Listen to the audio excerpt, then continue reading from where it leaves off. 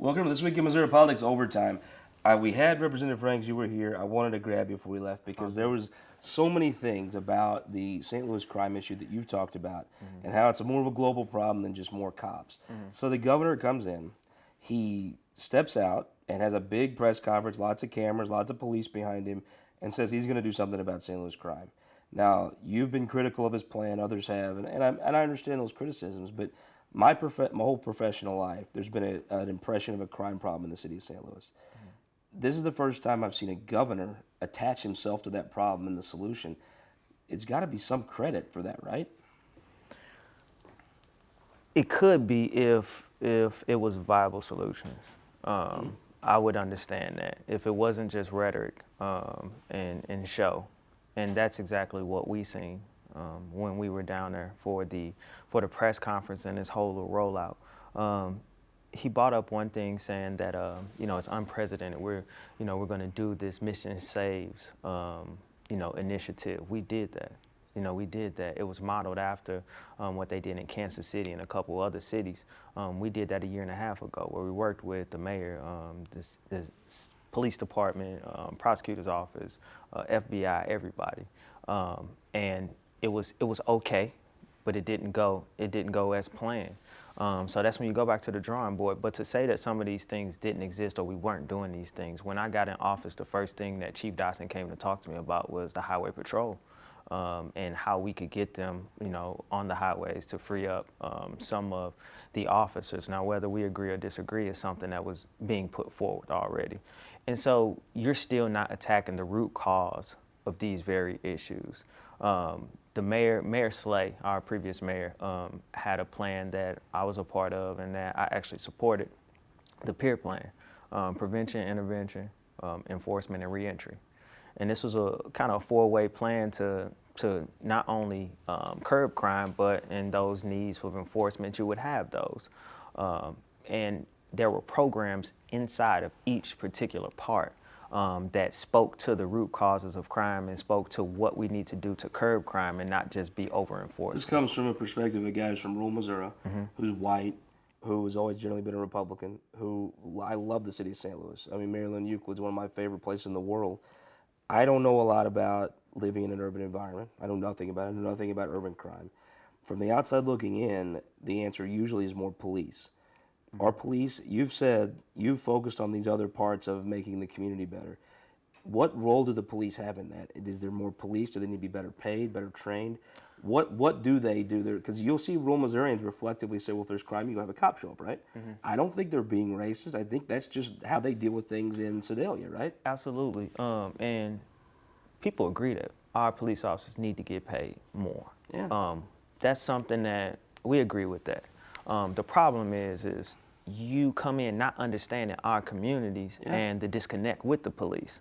So you can't come in and say you're going to fix crime in an economically distressed community by being over-enforced. By doing it like you would do it in Cape Girardeau. Exactly, because it's vastly different. And so our police, the role they play, think about it. When you call the police, something has been done already. That crime has been done. Someone's been hurt, so on and so forth. So that's not crime prevention. Now, we do want to concentrate on community policing and, having our officers more engaged in the community and those things. Those are very important. But when we're talking about fixing crime, when you say you're going to come here and you're going to help fix crime, we have to look at the root causes of crimes. Our neighborhoods, our poor communities don't look the way they look by accident. So when we can funnel resources, and when I say resources, I'm meaning jobs, I mean education, alternatives to education. What's the top thing the state can do? The top thing the state can do is, in my opinion, we can implement a statewide peer program, and that's prevention, intervention. Would it not be better to start it where I do think, if you look at statistics and you believe them, the most acute problem is in the city of St. Louis. Absolutely. Specifically North St. Louis. Can you start a program there, and if it works, then do it statewide? Yes, because you have to start somewhere. Yeah. That's what why not start where everybody realizes there's a problem? And that's where pilot programs, that's where they thrive at. That's where you go right to the problem. You want to fish. If you're in rural Missouri, you fish where the fish are, right? Jesse Absolutely. James, Rob Banks, because that's where the money was. Absolutely. You should start where what what role could the cops do differently? I mean, obviously, St. Louis County has changed the way cops are going to be paid in the state of Missouri. They've dramatically upped the ante, and I assume they're also going to up the ante on what they expect of those police officers. But the rest of the state, whether they know it or not, is going to respond to this spike in compensation. The city of St. Louis has to respond as well. But what is there more police? Is it a different type of policing? What, in your opinion, actually works? So I don't think more police. We often talk about the need to fill those spots. I think we do need to fill those spots. We eventually need to fill those spots, because if we fill those spots, then we can get to the more proactive policing rather than the reactionary. You one time to me that I've repeated on this show several times, talking about school funding. This is the first year we've ever funded the schools. If you're going to underfund them, why would you expect them to perform at competency level when you underfund them for 10 years? If you underfund it, I've repeated that many times. You think that's a little bit with the police? They're not been fully staffed for a long time. Why would you expect them to be operating at full capacity? Operating at full capacity, yes, but it's a difference between operating at full capacity and doing your job. And the problem is, we do have officers that work long hours. We know we know all these things, but at the end of the day, you wake up each and every day and put that uniform on. You live by core values you were sworn in to protect.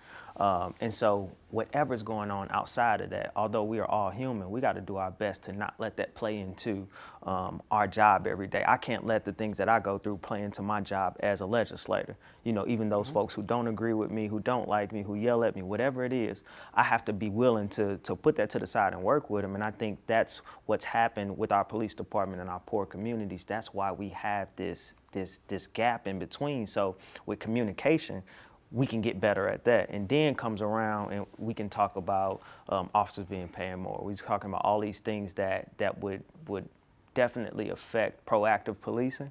But one thing we have to understand is that everybody wants the police to be paid what they should be paid. We talk about fair wages and livable wages. We want the police to get paid what they should get paid, just like we feel like we should have livable wages at $10 an hour in the city of St. Louis. So, did the governor talk to you? I mean, you're someone that's earned a reputation amongst Republicans of being a serious policy person. Did the governor talk to you about this in any way? No. Does any of this cover your district? Any of the stuff he's talking about doing? Yeah, absolutely. So I represent all of downtown. Why do you think he didn't call you? I could speculate. Speculate. I'm a worker. That's one thing folks know about me. I want to get the work done, and I want solutions. And when you don't want true solutions, when that work seems a little too hard, you're not going to go to those who are going to do the work. And I don't know why you wouldn't come to any representative in a city that represents poor, crime-ridden communities to talk about what you can do to help in these communities. That goes along with the mayor, that goes along with a lot of different people that are intertwined in this. You're not talking to the folks that are representing the folks and still, I live in this. I live right off Miami. You know, right behind me is economically distressed community. I live in an economically distressed community. I live across the street from an economically I'm not going anywhere. You know, so why not come to somebody who actually represents this and say, hey, what are the real issues and how can we help? Man, last question. What is the one thing somebody watching this today in Odessa or watching this today out in Phelps County, what is something that they should know about this issue so that they can discuss it more intelligently and better? The thing that they should know is that we all have some form of disenfranchisement, but it looks different depending on what part of Missouri you live in. So just because you see the governor say these things or you see this on the news, the problem is way deeper than what's on the surface. And nobody will truly know until they come into these communities or talk to someone from these communities. The one thing I would want them to know is that communicate.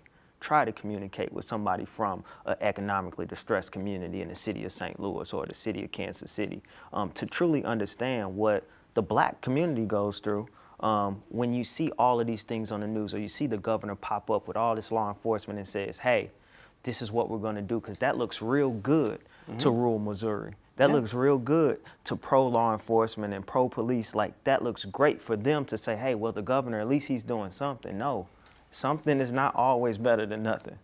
Representative, thank you for joining us. I appreciate you staying for overtime with us. No problem. We'll see you guys next week on This Week in Missouri Politics.